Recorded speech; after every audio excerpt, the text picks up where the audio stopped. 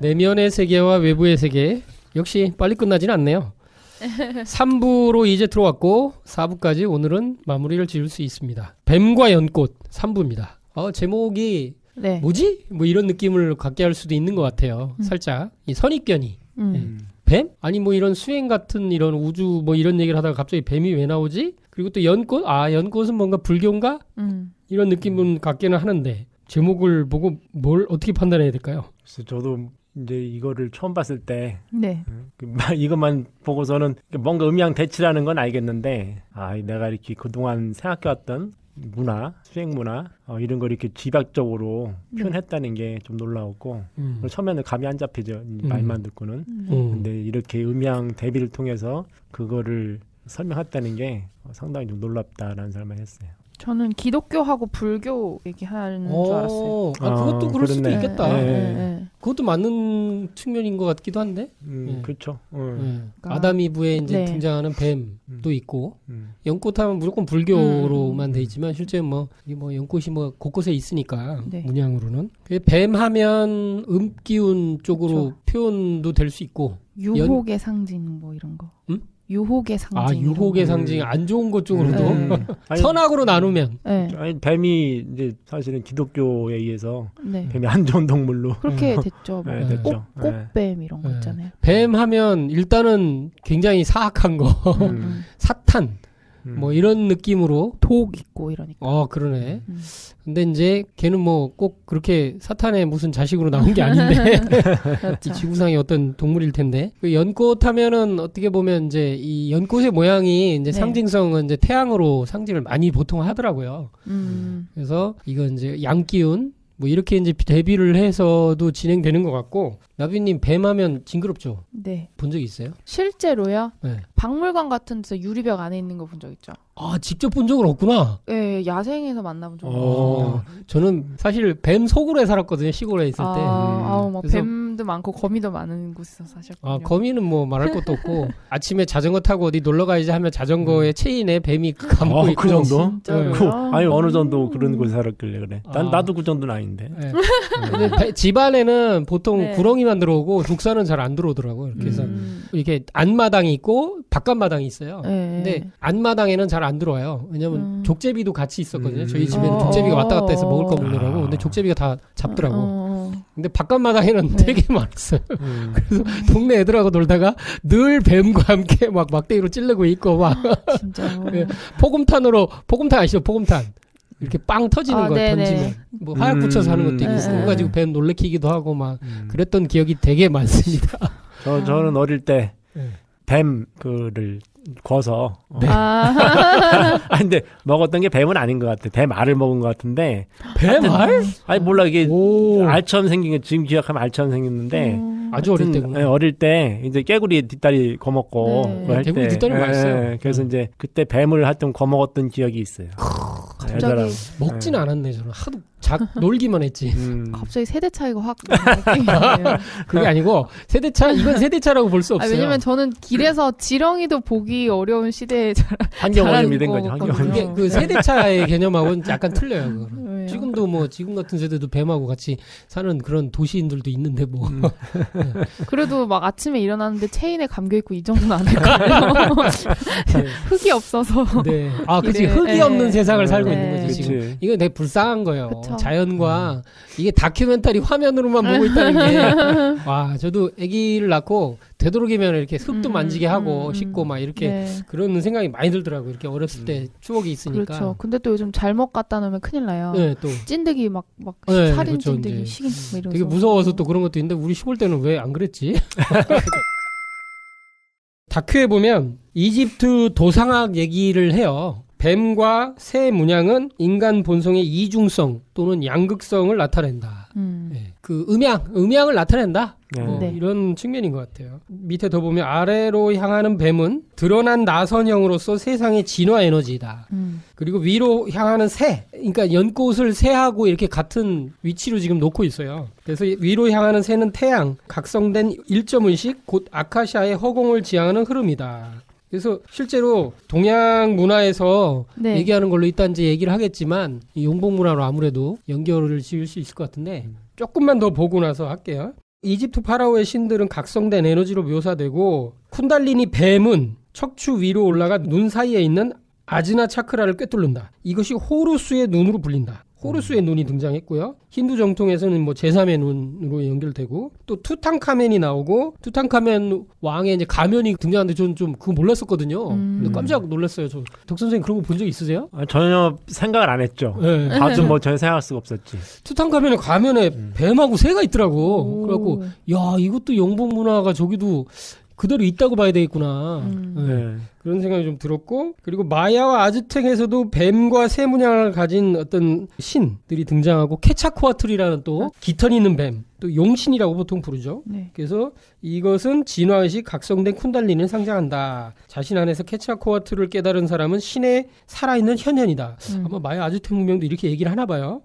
그리고 이 케차코아틀 에너지는 시간이 끝날 때 되돌아가는 것이다. 이건 어떤 순환성에 관한 얘기를 또 하고 있고, 또 뱀과 새의 상징은 그리스도교에서도 발견된다. 하여튼 뭐 제가 본 건 한 요 정도인데 이거 가지고 굉장히 많은 얘기를 할 수 있을 것 같아요. 네. 일단은 동양의 문화로 보면 네. 동양에서 이제 우리 민족의 신교 문화로 딱 보면 정확하게 정합이 되지 않아요? 정합이. 그래서 실제 이게 정도사님께서 환단고기 북콘서트에서 얘기한 동양의 이제 천자 문화의 상징 신성, 광명의 신성으로 이제 일컬어지는 용과 봉.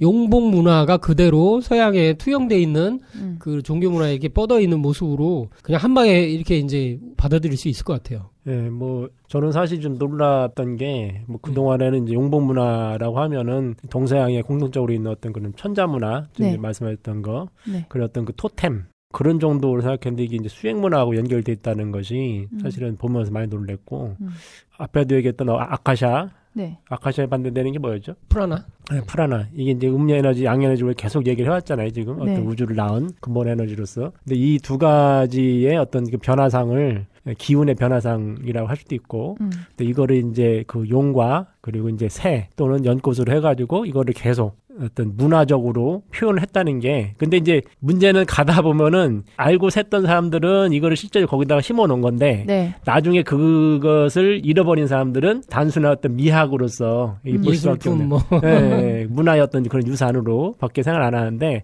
사실 이거는 상당히 핵심을 찝어낸 그런 생각이 많이 들었어요. 네. 대단하다. 네, 저도 그런 걸 많이 새롭게 느껴졌어요. 여기서 이제 뱀과 연꽃으로 상징해 놓은 것을 수행론으로 이게 전개되면서 뱀은 인간 몸에서 이 단전, 하단전에 해당되는 에너지를 상징시킨 걸로 지금 자꾸 연결이 돼요. 또 이런 구절도 있어요. 인간의 욕망을 충동하는 무의식적인 파충류의 힘에 각성된 의식을 가져갔다. 누가? 예수와 모세가. 뭐 이런 식으로 얘기를 해요. 그러니까 이제 어떤 이런 성자들도 미 하단전에 있는 에너지를 실제 이제 각성했던 거다. 그리고 아무래도 여기서 얘기하는 연꽃, 즉 광명, 태양, 또 새로 상징되는 게 이 상단전에 제3의 눈이 깨어나는 것으로 지금 일치가 되는 것 같아요. 그렇죠. 그렇게 봐도 뭐 무리가 없죠, 그죠? 그러면 뱀과 연꽃은 이 수행의 이제 과정을 하단전에 정이 똘똘 뭉쳐서 그게 단단해져서 수행을 통해서 그게 기화돼서 신화되는 과정으로 이 뱀과 연꽃이라는 삼부를 표현할 수 있지 않을까. 예. 그런 게 느껴지는데 여기서 저는 이제 참 이렇게 좀 이 새로운 표현이 인간의 욕망을 충동하는 무의식적인 파충류의 힘. 이게 정이었었던가? 이런 생각이 드는 거예요. 그러니까 사람의 몸에 진화의 모든 과정이 있다면 파충류의 힘은 여기 있나? 뭐 포유류는 어디에 있을까? 뭐 이런 생각, 그냥 생각을 해보게 되는 거지 이제. 네, 이게 서양의 어떤 관점에 그런 게 네. 많이 있는데 네. 이게 저번에도 한번 그 유출설 한번 얘기했잖아요. 네. 거기서 보면 이제 정신, 영혼, 물질 아마 그렇게 이제 됐었는데 네. 이렇게 물질 단계를 진화적 단계로 해서 파충류로 많이 얘기를 하고 뇌도 그렇게 얘기하죠. 그렇죠. 뇌도 파충류의 뇌, 포유류의 뇌, 조류의 뇌 뭐 이렇게 다 얘기해요. 그런 식으로 세 단계로 하는 것처럼 이게 네. 표현을 하는 거죠. 그리고 네. 이제 그거를 뱀이라고 하는 어떤 동물로 묘사했기 때문에 이거 직접적으로 연결시키는데 사실은 뱀이 아니라 이건 용이죠.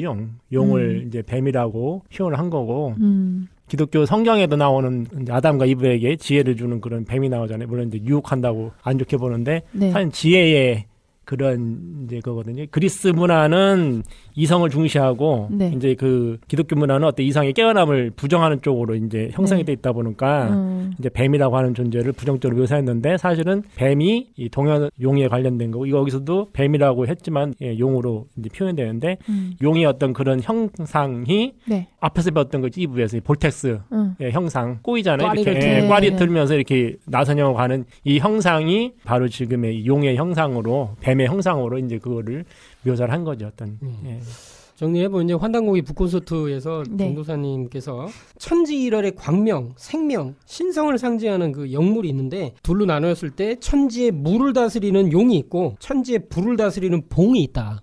봉황. 그래서 동서양의 천자들은 이 용봉 그러니까 동양과 서양 똑같아요. 이거는 네. 뭐 서양에도 용봉이 수두룩하게 이렇게 많이 발견되기 때문에 그래서 천자들은 용봉을 영적 토템으로 해서 나라를 통치했다.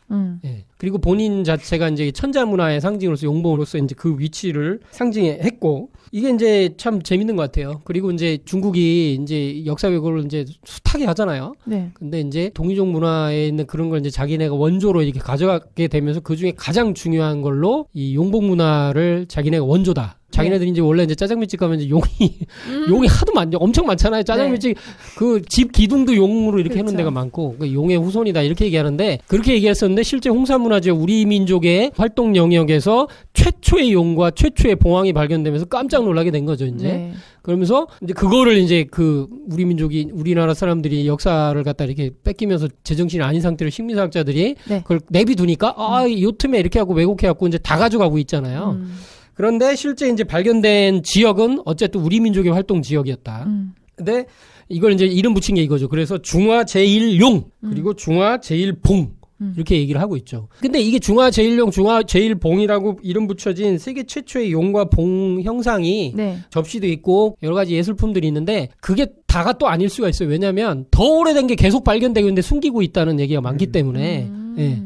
그리고 뭐 제가 예전에 듣기로는 이제 네. 저도 심양을 가봤는데 네. 심양에 가면 봉황각이라는 호텔이 있는데요. 정말 상상도 못하는 엄청난 봉황 조각이 발견돼서 거기에 로비에 전시를 해놨대요. 호텔 근데 그게 로비예요. 7, 8천 년 이상 전이래요. 엄청난 거예요. 근데 그거를 뭔지 몰랐대. 그러다가 동네 애들이 막 끌고 다녔대.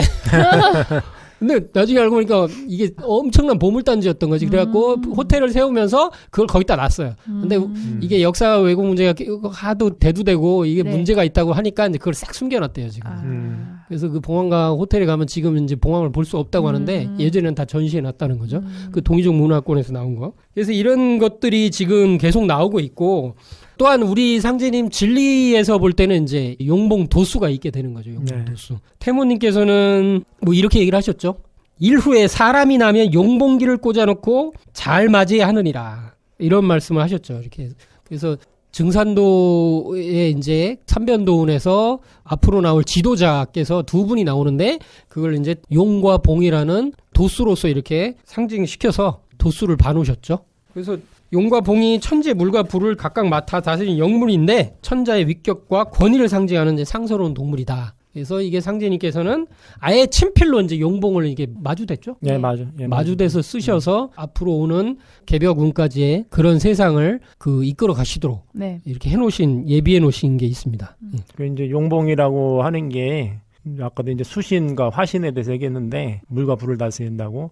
근데 수행론이라고 하는 것도 사실은 수화론이거든요. 수승화강이라 해서 수행의 가장 기본 기초자 핵심이 수승화강에 대한 건데 지금 수라고 하는 것이 용으로 뱀으로 형상이 된 거고 네. 화라고 하는 게 새 또는 이렇게 꽃으로 연꽃으로 깨달음의 꽃이죠. 연꽃으로 이제 묘사가 된 거고 그리고 동양에서는 이제 이렇게 아까 말한 성수 사상 서양도 사실 있죠. 그러니까 동물을 신성한 동물을 표하는 게 있는데 성수 사상에서 지금 용봉 문화로 네. 있고 이게 토템도 사실 있어요. 이게 용 토템, 봉 토템에서 용 토템으로 하는 지역은 농경 문화가 사실 용 토템에 그러니까 왜냐하면 물을 다스리기 때문에 그리고 이제 유목 쪽, 유목 문화 쪽이 이제 말 옛날 한번 말씀드린 천마지우라에서 말은 불이니까 이제 그래서 이제 그 불로 새를 새도 나오죠. 이렇게 독수리 뭐 이런 거. 네, 그러니까 우리 민족이 가지고 있는 게 그러니까 알에서 태어났는 그렇죠. 난생설화가 있잖아요. 네.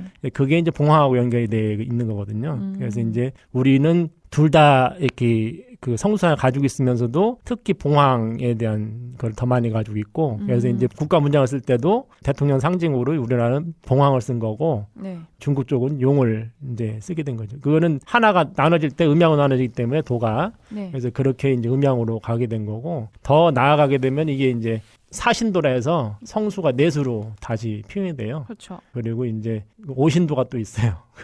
그래서 사실 오신도가 궁극인데 사신도까지 사람들이 많이 알고 있죠. 그래서 이제 용봉이 있고 네. 다 용봉이 들어가게 되면 이제 청룡, 이제 주작, 백호 그리고 이제 현무가 네. 해서 동서남북에 사신도를 두는 이 형태가 있죠. 그래서 그 일신에서 이신으로 갔다가 그걸 사신으로 갔다가 오신으로 가게 되는데 근데 이제 저는 그럼 일신을 상징하는 동물이 뭐냐? 저는 저렇게 보고 있습니다. 곰. 네, 곰. 우리가 이제 웅녀라든가 이런 게 있잖아요. 근데 곰을 뭐라 그러죠? 우리가 그 고마라죠, 고마. 일본에서 신을 뭐라 그러죠? 가미. 예, 그래서 그게 사실 같은 언어에서 나온 걸로 제가 알고 있는데. 네, 맞아요. 예, 그래서 이제 곰이 바로 성수를 칠 때는 도에 해당되는 그런 일. 그리고 이로 갈 때는 이제 용봉으로 가고 다시 사신으로 가고 이제 이런 식으로 저는 보고 있거든요. 그래서 덕 선생님 소리 또 하나 나왔습니다. 받아 적으십시오. 생각해볼 만한 것 같아요. 그것도. 네. 왜냐하면 감사합니다의 표현이 고맙습니다잖아요. 네. 네. 그게 이제 곰에게 감사한다는 뜻도 실제 들어있거든요. 네. 그래서 이제 어원을 추적하면 곰이라는 말이 이제 신이라는 말을 신, 하고 연결이 신이야, 되기 신. 때문에. 네. 네, 그래서 이게 환단곡에 그게 있어요. 그래서 처음에 가운데 웅녀를 놓고 그리고 이제 그 사신을 배치하는 게 있어요. 그게 이제 삼신오제번기인가 한번 나옵니다. 그래서 북두칠성이 뭐 서양으로 가면 이제 뭐 큰 곰자리니 무슨 그런 곰하고 연결되는 것도 우연은 아닌 것 같아요. 우리가 이제 칠성에서 왔기 때문에 그리고 이제 웅족 우리 민족이 진정한 한민족으로 이렇게 딱 이렇게 되는 데는 실제는 단일 민족이 아니었고 환인께서 보낸 환웅의 이제 3,000명 재생난군과 네. 실제 정착할 때 있었던 웅족의 결합. 호족은 이제 못 견뎠기 때문에 뭐 일부 병합될 수 있지만 어쨌든 웅족과 이렇게 합치역에서 배달국이 탄생했기 때문에 이게 곰에 대한 건 굉장히 중요한 것 같아요. 이런 거 보면. 그런 얘기를 언제 한번 따로 한번 또 다룰 수 있을 것 같은데. 그러면 오신도라고 하면은 사신에 곰이 들어가는 거예요? 근데 이제 오신도 하면 보통은 중앙에 황룡을 놔요. 또는 도깨비를 놔요.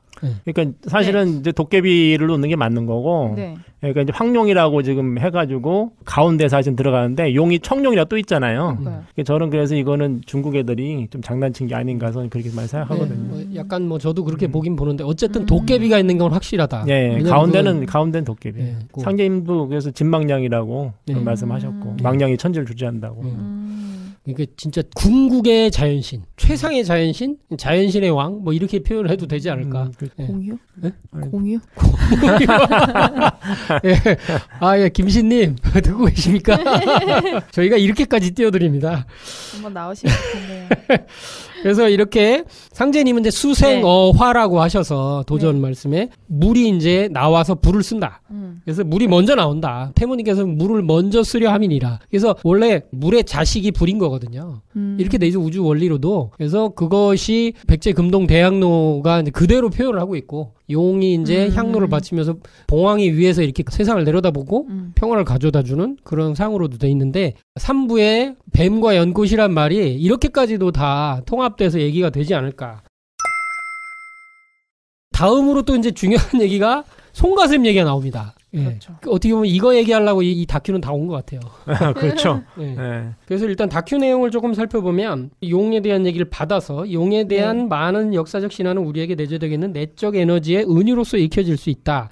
하면서 중국의 용 얘기도 하고 하면서 중국 황제들이 날개 달린 뱀, 용으로 표현되었다.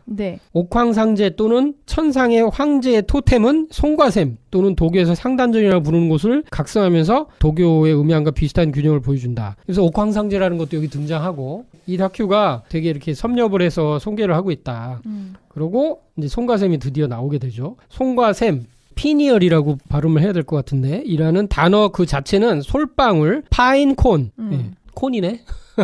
와 같은 어원을 갖고 있다. 손과 셈이 나선의 입차례와 유사한 패턴을 보여주기 때문이다. 그러니까 뭐 이게 우리가 앞에서 다뤘던 잎이 자라날 때 이렇게 순서로가 이렇게 배치돼서 이렇게 자라날 때 공간의 효율성과 그런 것 때문이기도 하겠지만 어떤 일정한 패턴이 있는데 이게 뭐 피보나치 수열로 비율도 하기도 하고 하는데 나선 형태를 비워주는데 그게 손과 셈 모양이 이제 그렇게 유사한 모양이라는 거죠. 솔방울이라는. 네, 그래서 솔방울 셈, 솔방울, 세포 뭐 이렇게도 얘기도 하고 그리고 고대 예술품 등에 이런 패턴이 이 생명의 꽃 패턴이 공통적으로 나타난다. 솔방울 지미가 이제 성수는 예술품으로 나타날 때 그것이 제3의 눈, 진화의 에너지를 흐름을 지휘하는 일점 의식을 나타낸다. 이런 표현도 되게 좋은 것 같아요. 그래서 이런 에너지가 솔방울은 수습나? 이 수습나가 어떤 통로 같아요. 경락 같은. 그래서 아즈나 차크라와 그 이상으로 올라가면서 활성화되는 높은 차크라가 개화하는 것을 나타낸다. 솔방울이 꽃이 핀 거다. 이런 표현도 있고. 그러니까 이제 소나무라고 하는 게 어떤 목기의 상징이거든요. 나목자에다가 공, 우리가 이제 높은 사람 때 공이라고 그러잖아요. 높은 이제 나무 그런 건데. 신목. 이것이 아바타에 등장하는 나무와 그런 또 하나는 이제 이렇게 대지의 신을 보여주는 나무 있잖아요. 하얀 나무. 그렇죠. 하여튼 뭐 그 나무가 느껴져요. 소나무예요? 거기는 아니. 거기 아바타 외계 행성. 네, 그렇죠. 소나무의 뭐 조상격이라고 하자고. 하여튼 이제 소나무라고 하는 게 생명의 어떤 시작을 뜻하는 목기의 상징이고 또 그러면서도 이제 씨이기 때문에 모든 걸 낳는 어떤 그런 씨로서 성과라는 말 쓴 게 아닌가라는 생각도 사실 들거든요. 그래서 여기 보면 그리스 신화에서 디오니소스를 경배하는 자들은 머리 모양이 솔방울처럼 된 나선형의 덩굴로 둘러싸인 거대한 지팡이를 가지고 다녔다. 여기서 지팡이 문화가 나온다는 거예요. 그러면서 이 지팡이의 모양 자체가 솔방울 모양이다. 모양 자체가. 네, 모양이라고 제가 표현해요. 그 지팡이가 맨 끝에는 솔방울 달린 거고요. 요새는 마법사의 수정을 거기다 매다고 하죠. 사실 그게 솔방울이거든요. 그거고 그럼 그 지팡이 그 나무 막대는 뭐가 있냐면은 거기에 뱀이 맞아요. 있는 그렇죠. 거예요. 이제 이 뱀이 모세가 들고 있는 그거 똑같은 거고 그렇죠. 이제 히포크라테스니 뭐 해가지고 이제 바로 이것이 쿤달리니 두 가지를 용봉을 거기다가 어떻게 보면 딱 하는 그런 거죠. 지팡이가. 맞네요. 그리고 이제 지팡이가 지팡이도 용봉이구나. 그래서 이렇게 해석할 수 있네. 그러니까 파라오 지팡이가 이제 그래서 이게 왕권 황통의 상징이었 천자권의 상징이거든요. 오늘 그래서, 좋은데 좋은 거 건지는데. 그래서 이거를 건네주는 거고 불교에서도 이제 6대 조사 달마소세한테 그걸 전해줄 때 가사 바리떼를 전했는데 바리떼라고 하는 게 지팡이에 그런 게 들어있거든요. 그래서 아니 가사와 바리떼가 정확히 뭐죠? 이 가사는 옷을 말하는 거고 바리떼는 밥 먹을 때 밖으로 다녔어요. 밥그릇을 알고 있어요. 그러니까 밥그릇을 그냥 들고 다니는 게 아니라 중국에서는 지팡이에다 매달아 가지고 다니고 그러거든요. 저는 이 지팡이 문화가 굉장히 중요하다고 생각하고요. 이제 저희들이 앞으로 반지의 제왕과 해리포터 한번 언젠가는 다루기로는 얘기를 하고는 있는데 그때 나오겠지만 이 지팡이가 실제 이번에 개벽기에 인류를 건지는 해인이라는 신비의 어떤 하나님께서 내려준 신물과 연결이 돼 있고 그런데 그러니까 지팡이 끝에 그걸 치는 게 어디냐면은 인당을 치거든요. 그걸 가지고 사람의 손과체를 이렇게 치는 건 인당 거기를. 인당이라는 말 자체도 도장인자 자리당자기 때문에 거기 도장 맞는 데인데 그게 이제 실제 지팡이가 도장이라는 거거든요, 실제. 그래서 이런 얘기는 자세히 나중에 한번 다룰 것 같고 여기서는 요거 자체의 솔방울 이 셈에 대해서 집중을 해보면 어쨌든 이 지팡이를 가지고 다녔다. 근데 그것도 용봉 문화를 상징한다. 그런데 바티칸이 이제 등장을 하죠. 바티칸의 중심부에는 이 다큐 내용에 예수나 마리아의 거대한 조각상이 있을 것이라고 기대하겠지만 저도 그럴 줄 알았어요. 근데 없어. 그런 게 없고요. 실제로는 거대한 솔방울 조각상이 있어요. 왜? 이건 뭐예요? 근데 여기를 솔방울 정원이라고 부르는데요. 저도 가봤어요. 좀 되게 생뚱맞을 수 있고 그 가이드들도 그래요. 이게 왜 있는지 궁금하시죠? 하면서 엉뚱한 설명만 해요. 솔방울 정원 저쪽 반대편에 보면 지구의 거울처럼 보이는 지구상이 또 하나 있고 한데 뭐 그런 거나 대충 설명하고 뭐 이런 식이에요. 한계가 너무 있을 수밖에 없더라고 그분들도. 근데 어쨌든 이 솔방울 조각상이 있는 것 자체는 아마 누구도 제대로 해석된 게 별로 없을 거다. 이거 4m에 4m 엄청 커요 솔방울이. 그리고 양쪽에 공작처럼 보이는 제가 볼 때는 봉황이라고 해석해도 될 만한 새들이 2마리가 있고요. 그리고 뒷배경으로 판테온이라고 해서 이제 고대 그리스의 돔 형식으로 된 건물의 원형 그걸 보고 다 지었다고 하니까 그런 형식으로 된 판테온 돔 형태가 뒤에 있어요. 이렇게 근데 이 돔이 갇혀 있는 게 아니고 정원이니까 잘려 있겠죠? 네. 열려 있는 거예요. 네. 근데 이게 참 이것도 놀라운 상징성을 가진다. 일단은 4m로 돼 있는 솔방울은 당연히 송과체로 이제 해석을 할 수가 있고, 근데 그게 바티칸에 있다. 결국 그리스도교의 실체가 뭐냐. 이 수행서에 제3의 눈을 열어야 된다는 걸 보여주는데 중요한 거는 뒤에 있던 또 판테온이라는 돔 형태가 자세히 보면 사진을 보면요, 뇌를 이렇게 잘라놓은 것처럼 보여요. 실제 이거 보면. 그래서 뇌 속에 머리 속에 솔방울 샘이 있는 거를 상징한 것으로 아니냐라는 해석도 많거든요. 근데 뭐 카톨릭의 역사가 사실 우리가 네. 지금 알고 있는 어떤 그런 수행 쪽이 아니라 네. 신을 믿는 이제 그런 쪽만 적용이 되는데, 원래 기독교의 전통에는 영지주의라는 게 있어요. 그노시스파라는 게 있는데 네. 그노시스파가 이제 수행을 했고 금욕 생활을 하면 수행했던 사람들이거든요. 그 사람들이 탄을 받죠. 탄을 받아가지고 그럼 탄을 받으면은 그럼 다 죽었느냐 없어졌느냐 이 아니라 이 사람들이 지하로 들어가고 겉으로는 행세를 안 하는 거거든요. 그래서 사실은 카톨릭이라고 하는 것이 우리는 예수님만 믿고 성모 마리아를 믿고 이렇게 하는 것만 알고 있는데 그게 아니라 기존에 있던 모든 그 문화적 형태를 카톨릭이 다 수용을 해요. 네, 이게 세턴 신도 믿고 바알 신도 믿고 이제 그리고 미트라신 신앙까지. 그래서 이제 교황이 들고 있는 지팡이, 머리에 쓴 관, 그리고 그 사람들 향하는 예식이 다 미트라 종교에서 나온 거거든요. 근데 알려지기는 그 성모 마리아 쪽만 예수님 알려지다 보니까 사람들이 보면 의아할 수밖에 없는 그런 게 있는 것 같아요. 네. 그런데 이제 실제 교황청에서는 솔방울이 공기도 정화하고, 그래서 이제 죄도 씻으라는 의미도 있고, 실제 이제 밑에 보면 물이 또 흘러내리기도 해요. 근데 그래서 이제 어떤 속죄와 여러 가지 회개의 의미, 뭐 이런 걸 얘기를 하는데 실제로는 숨겨진 의미 이런 거라고 보고, 그리고 이제 그 교황이 들고 있는 지팡이에서도 실제 솔방울 그 문양이 또 있고, 그래서 교회에서는 솔방울이 재생의 상징이다. 재생 맞죠? 네, 재생이 맞잖아요, 그죠? 새로운 삶, 갱생, 뭐 이런 의미가 있고, 다큐멘터리에서는 또 내가 신을 보는 눈과 신이 나를 보는 눈은 하나이며 같은 것이다. 이런 표현을 해요. 이제 저희들이 앞에서 지난 시간 때 했던 얘기가 하고도 이제 이런 게 겹치기도 하고. 근데 이 저기 369TV라고 이런 것도 해설하시는 분이 또 있어서 잠깐 봤더니 바티칸의 솔방울 모양이 성과체를 상징한다고 볼 수 있는데 누가 봐도 그런데 부처님의 머리도 솔방울처럼 이렇게 돼 있다. 그렇네. 그리고 앙크로와트 사원에 보면 그 사원의 모양의 꼭대기가 전부 다 이렇게 솔방울 모양처럼 돼 있다. 내내 다 이 송과체를 상징하는 게 아니냐. 얘기하는 게 되게 많더라고요. 되게 재밌잖아요, 이런 얘기를 하면. 근데 부처님은 진짜 이게 상투잖아요. 상투 모양을 이렇게 했단 말이에요. 근데 그 머리 모양을 그렇게 했네, 실제. 난 곱슬머리인 줄 알았더니 그게 아니니까. 아니, 곱슬머리겠죠. 곱슬머리겠는데 이걸 어떻게 이렇게 올렸지? 이런 거는 좀 궁금해져요. 얘들 흑인들이 뭐 이렇게 레게 머리처럼 해갖고 어떻게 올렸나? 이런 생각도 좀 들고. 그래서 쿤달리니가 활성화되면 6차크라와 송과샘이 자극되어 이 부위가 진화의 기능 중 일부를 얻기 시작한다. 뭐 이런 얘기도 하고, 또 니체가 이런 말을 했다고 다큐에 나오죠. 깊은 심연을 오랫동안 응시하면 결국에는 그 심연이 당신이 응시하는 것을 발견한다.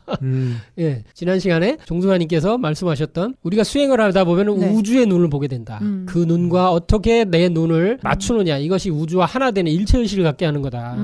그 눈을 제대로 보지 않았다면 수행을 제대로 한 게 아니다. 뭐 이런 말씀하는데 니체 얘기도 여기서 벗어난 비유가 아니에요. 그죠? 네.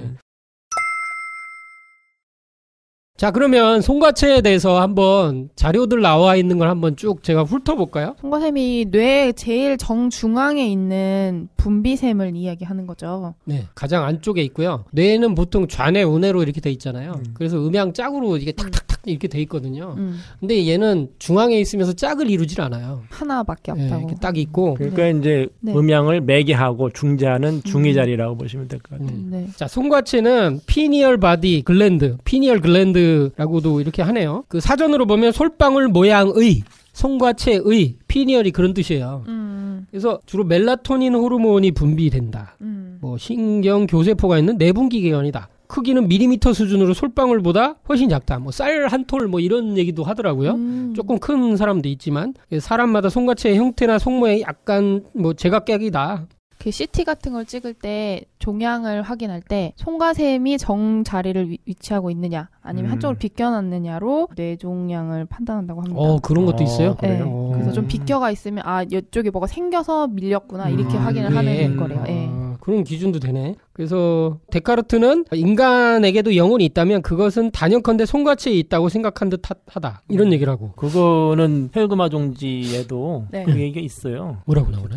신이 이제 식신이 있고 원신이 있거든요. 식신은 네. 우리가 말하는 지금 나라고 내가 생각하고 네. 내가 이제 그 판단하고 뭐 네. 하는 모든 그런 의지를 가지고 있는 나라고 생각하는 게 식신인데 네. 근데 이제 원신을 해서 원래 삼신이 있거든요. 나의 원래 삼신.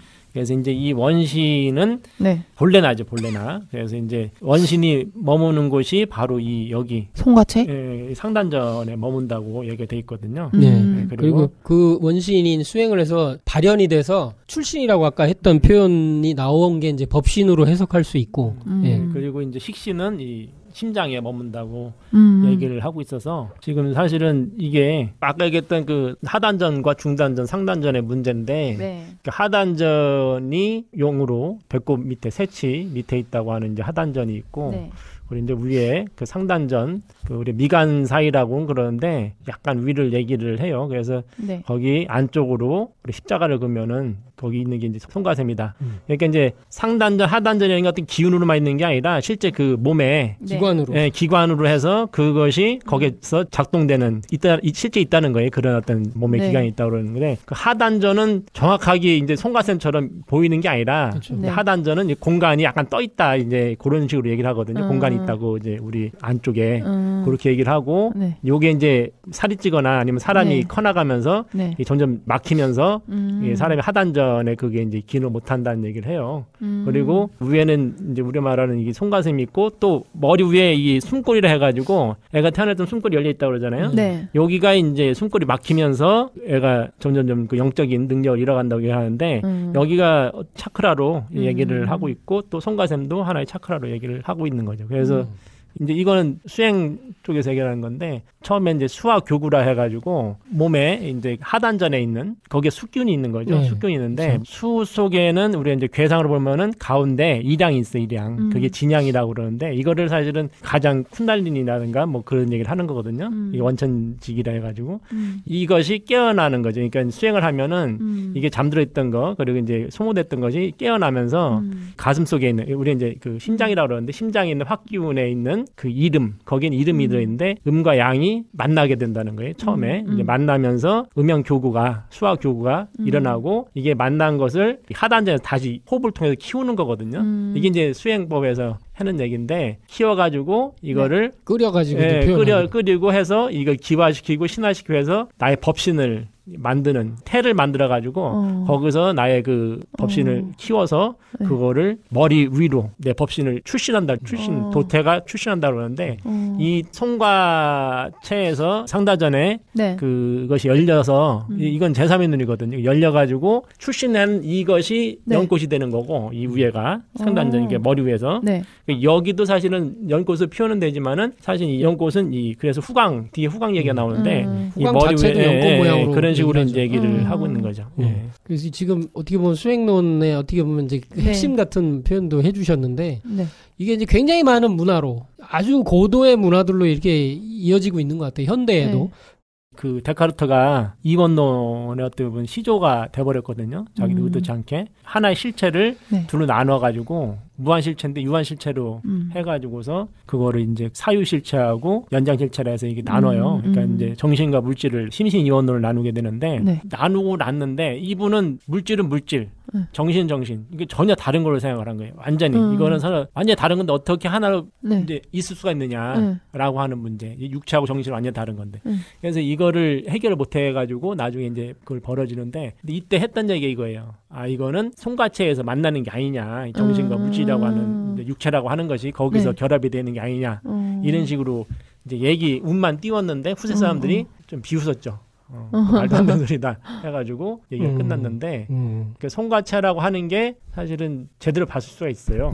예, 그 이제 원신이 자리 잡고 있기 때문에 네. 또 여기가 혼줄이 되어 있는 것이거든요. 이가 혼이 참고로 이제 말씀드리면 실제 이제 사람이 혼이 들어 있는데 혼이 빠져나가면 죽은 게 아니라 얘기하지만 그게 아니고 실제 꿈을 꿀 때나 이럴 때 사고나 수술을 할 때는 혼이 빠져나가 있거든요. 그런데 죽은 게 아닌 상태는 왜 그러냐면 사람의 인당 부위하고 네. 그 유체, 영혼이라고 부를 수 있는 그 영혼의 뒷골 부위하고 이렇게 혼줄로 연결돼 있다.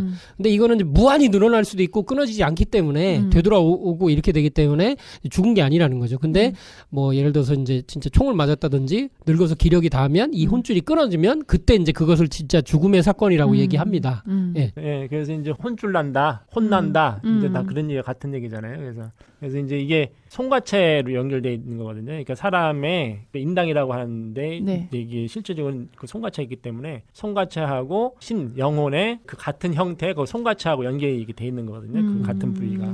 그래서 송가체라고 하는 것이 이제 육체하고 이제 정신을 우리 영혼을 연결해주는 그런 자리가 되고, 그리고 여기를 또 신명지부라고 그래요. 우리가 뇌를 신명지부라고 그러는데, 네. 근데 이제 실질적으로는 이 송가체가 신명지부가 되는 거예요. 그래서 예전에 이제 어떤 한의사 강의하시는 걸 들어보니까 네. 사람이 어디다가 저장을 하느냐, 자기 기억을. 지금은 기억을 저장한 장소가 있다고 그러잖아요. 시냅스 네. 이제 거기 네. 이번에 뭐 우리나라 사람이 그거 발견했다고 지금 네. 뉴스가 나왔는데, 네. 근데 옛날 사람들은 거기를 신명지부라고 해요. 신명지부, 신명.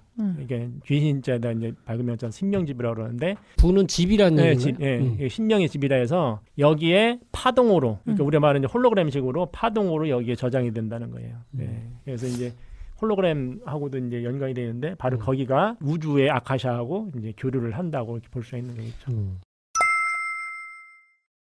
이 송가체에서 분비하는 호르몬이 네. 멜라토닌이라고 하는데요. 네. 이 멜라토닌은 우리가 익숙하잖아요. 많이 들어본 거예요. 네. 이게 뭐냐면 약간 시각과 관련이 있는 건데, 밤낮의 길이, 계절의 일조 시간, 햇빛이 얼마나 들어오느냐, 그리고 광주기, 이런 걸 감지하는데 그 작용하는 호르몬인데, 즉 생체 리듬에 관련이 있다는 거죠. 근데 저는 이거를 보고 약간 어떤 느낌이 들었냐면 시간성을 느끼고 있다. 빛을 느끼는 것은 뭐 당연하고 시간성을 느끼고 있구나. 이런 생각이 들면서 우리 진리에서 우주론에서 시간이 신의 얼굴이기도 하고 시간성을 느끼고 있다는 거가 좀 더 큰 의미가 있지 않을까. 우주인론이 어차피 시간 얘기를 하는 거니까. 그런 참 생각이 들었어요. 그러니까 이게 요즘에 뇌과학 쪽에라든가 아니면은 여러 가지 사람 주장하는 것 중에 우주가 이제 홀로그램이다. 계속 이어진 게 아니고 어떤 장면 우리가 이어진 걸로 해석을 한다든가. 네. 그래서 이제 이 연속으로 보는 거죠. 네. 그리고 홀로그램이라고 하는 어떤 그런 차원에서는 전혀 다른 건데 파동으로 지금 있잖아요. 그게 네. 홀로그램 원판이. 네. 근데 드러났을 때 우리는 이거를 물질로 바라보고 이렇게 그렇죠. 바라본다는 거죠. 근데 우리보다 의식이 더 고차원이면은 그거를 이제 매트릭스처럼 숫자로 본다던가 이렇게 다르게 볼 수 있겠죠. 그러면은 우리가 이런 형태로 우주를 바라보는 걸 뭐가 하느냐. 바로 뇌가 그거를 한다는 거예요. 뇌가 이 우주를 그렇게 바라보도록 뇌에서 그걸 만들어준다는 거거든요. 지금. 네, 그러니까 좀 전에 했던 그 시간과 공간이라고 하는 것이 네. 사물을 드러내는 최소의 좌표인데 단인데 네. 그거를 우리 뇌가 그런 식으로 꾸미고 있다는 거예요. 이렇게. 그래서 뇌라고 하는 것이 이 우주를 지금 이런 식으로, 그러면은 우리 인간들은 같은 형태의 뇌를 가지고 있기 때문에 네. 이제 이런 형태의 우주를 같이 공유를 지금 하고 있는 거죠. 이런 형태로, 이런 식으로 바라보고 있다는 거예요. 그러면은 만약에 뇌에 대해서 어떤 다른 식으로 이렇게 구성을 한다면은 네. 다른 우주로 보이겠죠. 이렇게 똑같은 거라도. 이게 뭐 네. 신경 가소성이라고 부르고. 네. 근데 이제 네. 저는 그러면은 수행이 뭐냐? 수행이 바로 이게 뇌라고 하는 송가체에 네. 지금 이제 우리가 바라보는 이 형태로 되어 있는 뇌를 네. 다른 식으로 변형을 시키는 게 아닌가. 어떤 사실 그런 생각도 많이 해요. 그러니까 진동, 이게 수행이 진동과 관련이 돼 있거든요. 진동을 주면서 수행론의 하나가 뭐냐면은 송가체 여기를 생각하면서 거기 네. 계속 진동을 주라는 얘기를 하는 게 있어요. 그런 사람들이 있어요. 그리고 또 밑에 우리도 뭐 예. 지하고 사실 주문을 그게, 읽잖아요. 그게 다 지, 진동을 지. 주는 거거든요. 예. 그래서 이제 그것이 송가체의 어떤 그런 배열을 네. 이렇게 바꾸는 게 아닌가라는 생각도 사실은 그건 해보고 있어요. 아닌가가 아니고 맞는 것 같은데. 그건 뭐 당연히 그럴 네. 거라는 생각이 들고. 그러면 우리 인식이 네. 이렇게 바라보는 이 세계가 다르게 보이는 거죠. 그러면 그 세계를 우리는 도예의 세계를 우리가 이제 봤다고 하는 이제 그런 게 될 수 있는 것 같은데, 그래서 우리 뇌라고 하는 것이 지금 우주를 지금 구성하고 있다. 그래서 이거를 칸트도 선업적 오성이라든가 이런 걸 얘기했던 거고, 지금은 뇌의 어떤 그런 기억 장소나 뭐 장소나 이렇게 치매를 예방한다 이런 쪽으로 자꾸 가고 있는데, 더 나아가면 영적인 어떤 그런 면도 더 그러니까 발현이 되지 않겠는가. 영적인 몸을 지금 연구한 적이 없어요. 영체의 구성 분자가 있을 것이다 라는 얘기까지 막 나오거든요. 근데 그럼 당연히 뇌도 그렇겠죠. 그래서 그런 것까지는 이제 못 들어가고 있으니까 당연히 해부에서 없으니까 영혼이 뭐 어디 있냐 뭐 이런 얘기를 하고 앉았으니 그런 문제고, 또 하나 이 성과체에 대해서 최근 얘기 나오는 것 중에 네. 그러니까 연구 안 된 거예요. 아직 우리 몸에서 우리가 아는 게 많이 아직 없어요. 특히 이 송과체에서 이게 시각기관 같은 역할을 하거든요. 그러니까 굉장히 중요한 거예요. 이게 사람이 눈이 있는데 이 눈이 보면은 망막이 있고 네. 수정체가 있고 뒤에 이렇게 그 시신경이 있잖아요. 네. 이렇게 해서 이제 이렇게 어떤 걸 받아들여서 뭔가 있다고 느끼고 색깔도 알아맞추고 모양도 하잖아요. 네. 근데 중요한 건 송과체 안에 보면은 망막 같은 게 보인대요. 실제. 그렇다더라고요. 그리고 수정체 같은 것도 있다. 되게 작은데도 불구하고 눈으로 볼 수 있는 상당한 그 기관들이 거의 다 있다. 근데 중요한 건 얘는 뇌 안쪽에 있기 때문에 어둠 속에 있거든요. 안 그쵸. 보이거든요. 근데 실제 빛을 보게 되는 상황이 벌어진다. 근데 그게 정도사님께서 얘기한 회광반조. 수행이란 뭐냐? 몸에 빛을 돌리는 것이다. 그래서 우리 몸 안에 있는 일양 기운을 동해서 쭉 올려서 인맥과 동맥을 이렇게 돌리는 거죠. 소주천, 대주천이 이렇게 해서 돌려서 실제 이게 머리 위로 올리는 거. 할 때 그때 그 빛이 거기에 도달하는 게 아니냐. 그래서 그걸 보고 이 우주의 이제 본질을 보게 되는 송과체라는 제3의 눈이 눈 떠지는 거로 생각이 해볼 수 있고. 그래서 실제, 눈이다. 네, 그러니까 눈으로 봐도 문제가 없다는 거예요. 그러니까 눈이라는 게 그런 시각적인 게 되고 망막과 수정체 같은 게 있고 하다면 눈으로 보는 게 이상하지 않다는 거죠. 근데 왜 안쪽에 있냐 이거지. 근데 좀 많이 안쪽에 있다니까요. 그렇죠. 그리고 또 재밌는 게 있는데 송과체 안에 네. 수정 덩어리가 떠 있대요. 약간의 수정 덩어리, 금속성이 있다는 거죠. 그게 이제 ZR, 그러니까 지르코늄. 지르코늄이 일부 수정 형태로 있는데 이게 어떤 역할을 할 때 실제 우리가 이제 그 쓰냐면 이거를 네. 우리 라디오 송수신 할 때 쓴다는 거예요. 그리고 GPS 추적기에도 들어가는 거예요. 이게 중요 역할을 하거든. 송과체가 그대로 그냥 너무 네. 이제 기계식으로 갖다 미는 것 같긴 한데 송신도 하고 수신도 하고 이거 자체로 그리고 내가 위치에 어디 있고 GPS가 이제 그런 거잖아요. 이런 걸 다 안다는 거지 이제. 예? 그리고 이리디움이라는 것도 좀 일부 있고 이렇다는 거예요. 이게 아까 진동이랑 관련 있다고 본 것 같은데. 그렇죠. 굉장히 이제 재밌는 게 놀라운 얘기들이 이제 많이 나오는 거예요. 근데 아직도 잘 모르는 거지 이제. 아니 뭐 저번에 네. 영상 제가 좀 본 것 중에 인도 애들을 갖다가 이렇게 교육하는 프로그램인데 애들이요? 네, 아이들 그 프로그램을 이렇게 좀 하다 보면은 애들이 네. 안대를 눈을 싹 가렸는데 이제 다 보이는 거예요. 그래가지고 뭐 앞에 뭐가 누워 있고 걔들은 사람 몸에 이게 어디가 아픈지까지도 막 얘기를 해요. 그래서 이제 댓글 달린 거 보니까 네. 밑으로 이렇게 보고 있지 않냐. 안대 밑으로 이렇게 쪼만하게. 쪼만하게 해서 보고 있지 않냐 그러더라고.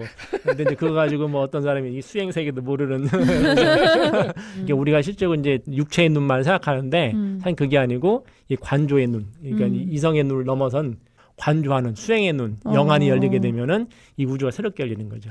근데 이 송과체가 한 7살까지 성장하고 그 뒤로는 이렇게 성장이 잘 안 이루어지고 여러 가지 금속들 뭐 칼슘도 막 떠다니고 막 이런다는데 하여튼 간에 광수용 세포, 광수용 체세포가 있고요. 그러니까 이제 빛을 수용하는 세포. 그래서 빛을 감지하고 근데 왜 그 안에 있냐 이거지. 왜 뇌 안쪽에 빛을 수용하는데 빛이 들어오질 않는데 있냐 이거죠. 그리고 이제 뱀이나 개구리, 물고기는 제3의 눈이라고 부르는 그 눈이 실제 있어요. 이렇게 이 머리 위에 도마뱀, 일부 도마뱀은 여기 위에 만지면 실제 이 눈이 있어요. 근데 그 눈이 실제 시각작용을 일부 한대요. 그러니까 명암 정도는 구분이 가능한데 아직 잘 모르는 거지. 그게 걔네들도 아마 신을 보는 역할을 할 수도 있겠고 외부 기관으로 나와 있는 거지 이제 얘네는. 이런 동물들이 여러 동물들이 있다는 거예요.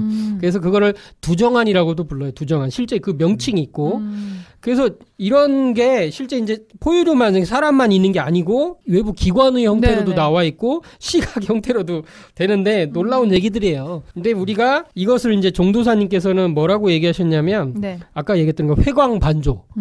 원래는 이제 회광반조는 불교에서 이제 뭐 약간 다른 그 표현으로 얘기했지만 네. 우리식의 이제 수행의 표현으로는 내 몸 속에 빛을 돌린다.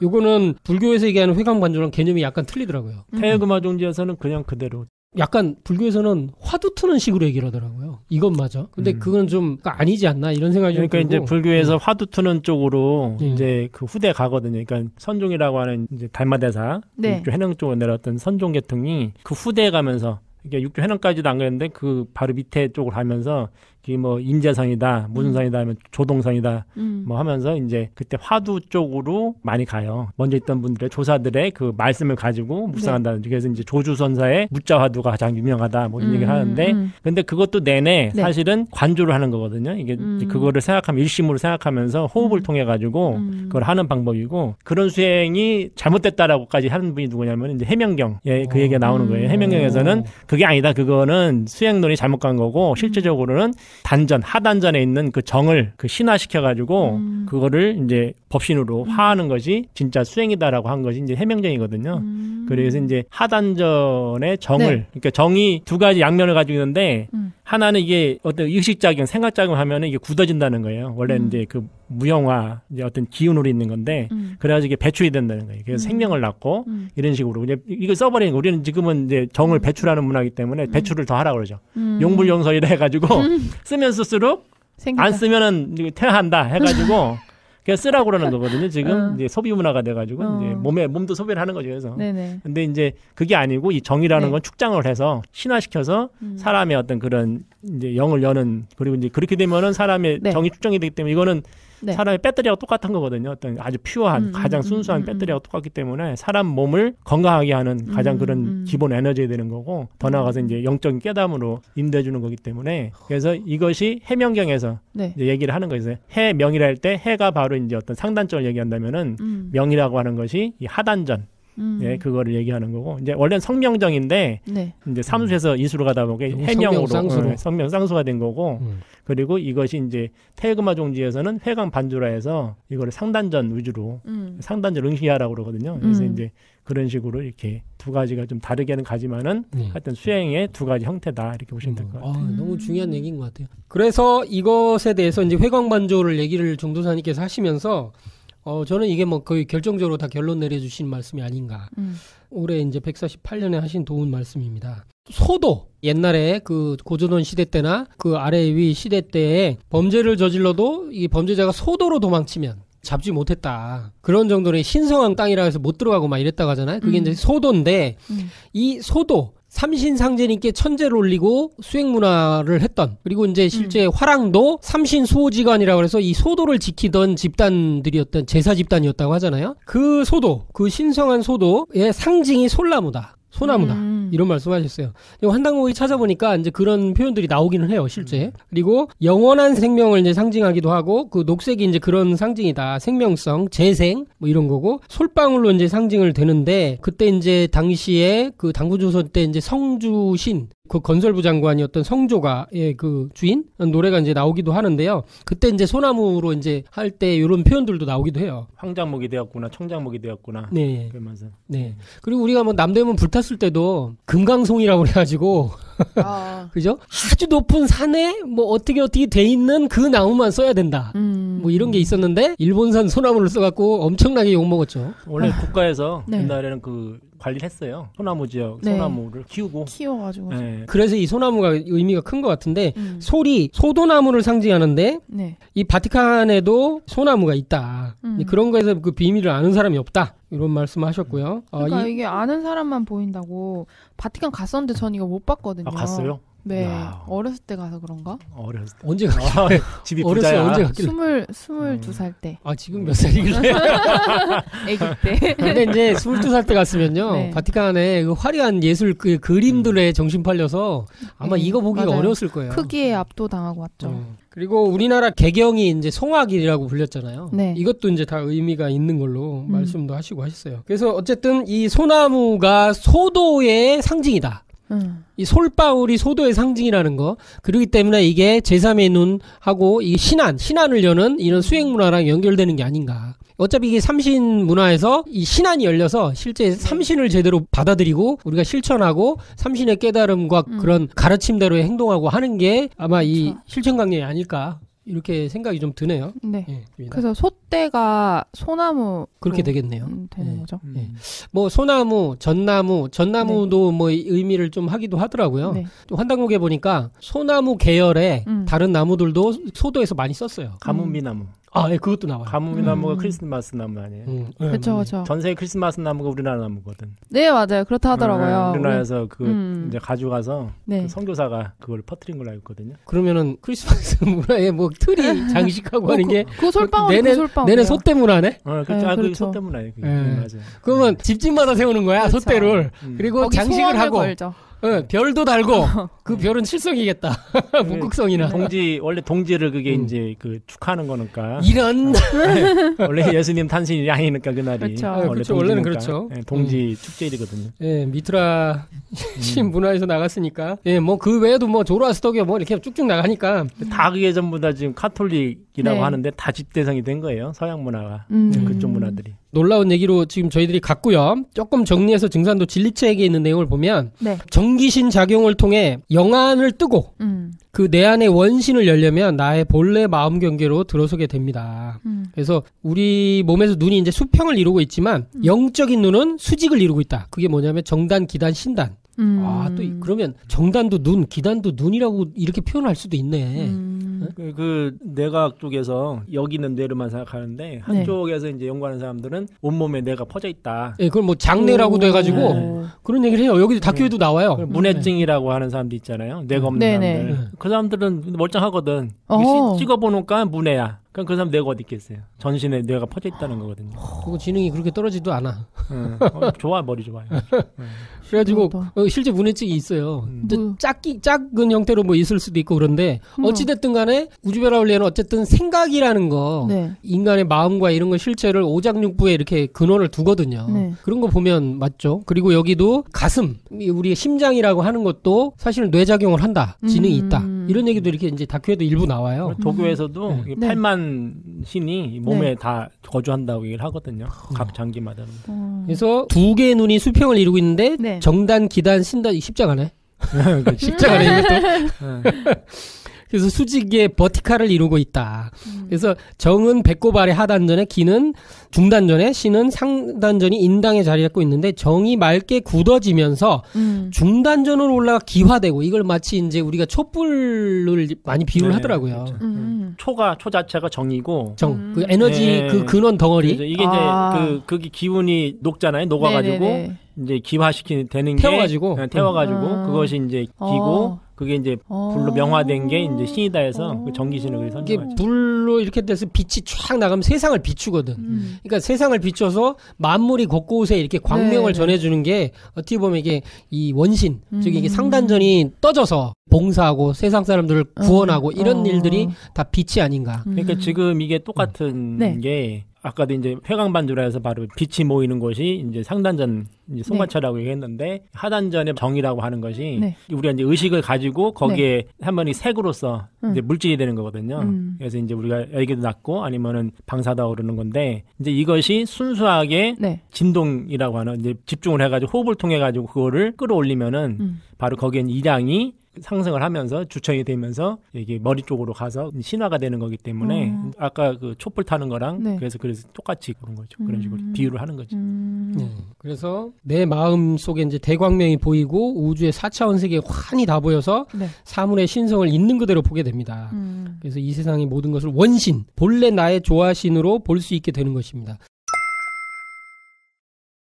제가 전에 얘기 드렸나요? 슈퍼맨의 죽음이라는 애니메이션? 아니요. 얘기 안 했어요? 제가 그거 보고 너무 감동받아가지고.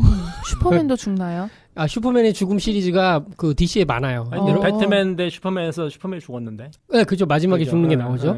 근데 그 죽음은 아니고요. 렉스 루터가 나쁜 과학자잖아요. 근데 얘는 너무 천재거든. 그래가지고 크립토나이트 행성의 과학을 거반다 이해를 했어요. 근데 이제 슈퍼맨이 너무 강한 거야. 그럼에도 불구하고. 왜냐면 슈퍼맨은 일반 크립토나이트 행성인이 아니거든.